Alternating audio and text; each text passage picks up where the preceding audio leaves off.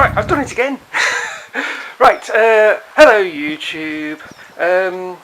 Just a quick, well, it's a quick one. Well, I say a quick one. You know, my bike was broken. Basically, blew the engine because the previous owner helicoiled a bolt that should not have been helicoiled. It should have been completely refretted and a fresh bolt put in. But no, so I blew the engine. Well, the previous owner blew the engine, and it costs far too much to replace the engine. Just haven't got the money for it. So it's been recently my birthday, and I need a bike basically because the bus surface around here is what I'd call terrible. In fact, it's virtually non-existent, and for the work I do, it doesn't operate the times I need it. So I needed transport. I need to get to and from appointments. I need to get to and from work.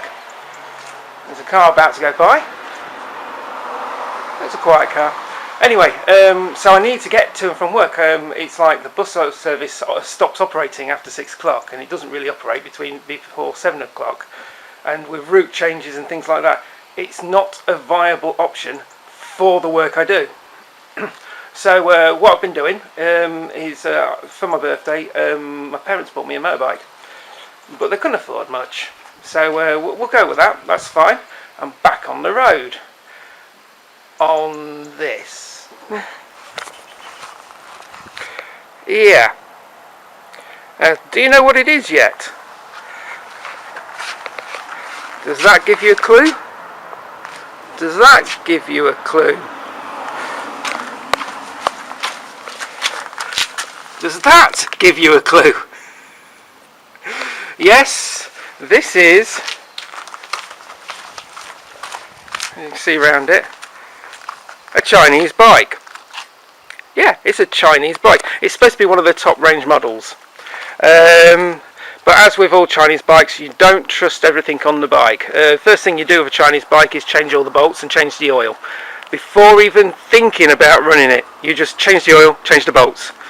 This one we got extremely cheap. It's only a 2-year-old bike, 2 years old, and the thing about it was stolen, thrown in a lake and recovered, and the guy just didn't want it. He just said no, it's got too much damage on it, I can't be bothered with it. So we got it cheap. We got it very, very cheap for a 2-year-old bike, and it's got issues because it was thrown in a lake. Another car.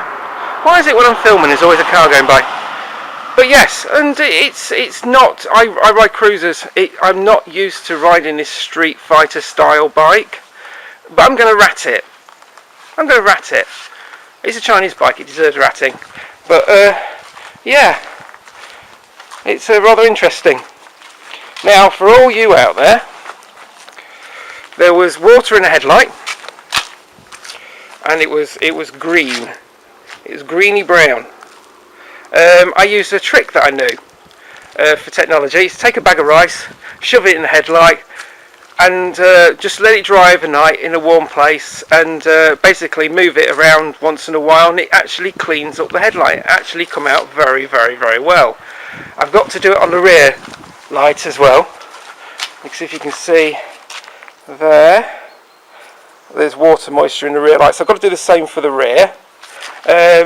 Yeah. Also, these can be replaced. They're 10 a penny, so they can be replaced really easy. I'll replace them anyway. But yeah,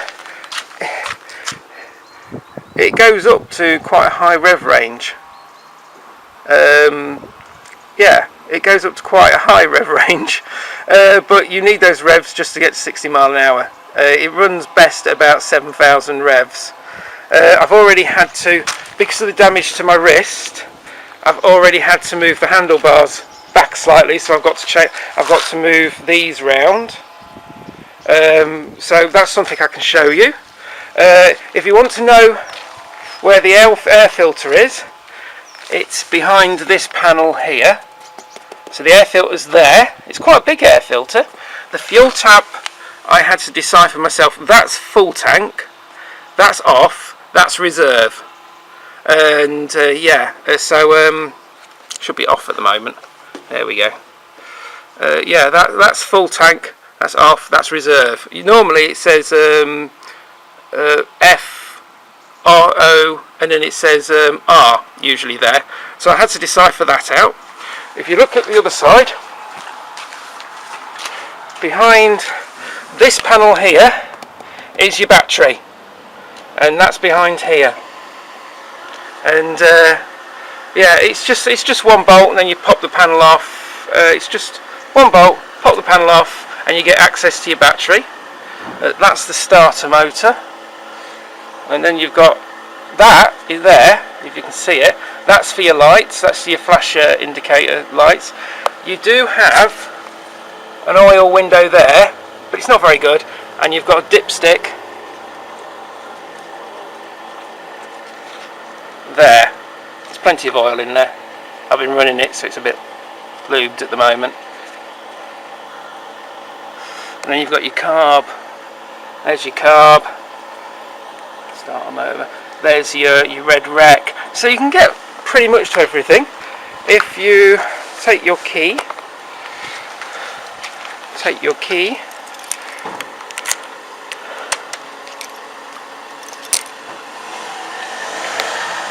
have a look, you get trip, odometer. At the moment it's saying empty fuel. There is a problem with the sender. As I said, this was dumped in a lake, so the fuel sender is not particularly good. It only works on the side stand, strangely enough. So it should sort itself out. But this is something that you probably need to know. If you press that, if you take the battery out, anything out, if you take the battery out or disconnect the battery, or if you get it brand new from the dealer, it'll show kilometres an hour. What you do is you press this button for about 5 seconds, and it goes to miles and miles per hour. So I've done 90 miles on it because the clocks were changed, so literally I've done 90 miles on it. Yeah, you've got the choke here, if you need to know the choke. I've tried pulling it all the way out, but what I do is I start up the engine at about there, and then I move it. This old-fashioned way, you have to actually gauge the choke rather than just pulling it out to get it to run right. And then you've got high beams, you've got your main beam there, your flasher beam there, you've got horn there, which works. Flashers work, and you press them in. Then you've got your emergency cut-off switch, and that's the starter. And then you've got your lights. At the moment, because I'm having battery problems, as I said, it was thrown in a lake, there are electrical problems, and so if you wanted me to turn it over,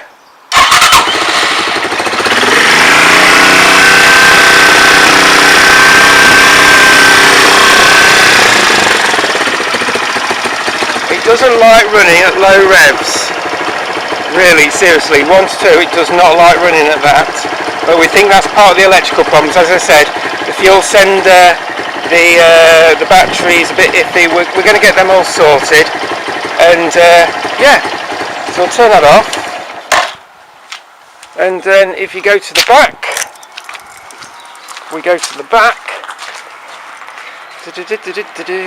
this little key here. And there's your rear compartment. Normally there's a toolkit strapped to there so you can deal with it. It's got water in it, but you've got a little cubby hole there for your locks. And yeah, I've yet to find out how to take the seat off. Oh, that's it. One more thing. Don't forget to leave the key in there. But this I rather like. We open that. I rather like the fuel. And see, the fuel tank was saying empty, and there's quite a lot of fuel in there, but it's really easy to fill, and I've filled it with a tenner so far, and I've done 90 miles. So that's really, really good. I'm quite happy with that. So yeah.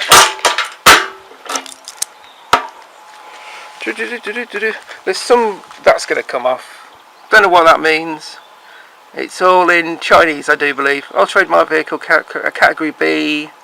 125 48A. Insurance is cheap. Tax was 17 quid. It's not, you know, it's getting me to and from work. And it's really easy to pump start if the battery is flat. That's something I have discovered. But anyway, thank you for watching. Goodbye, YouTube. Hey.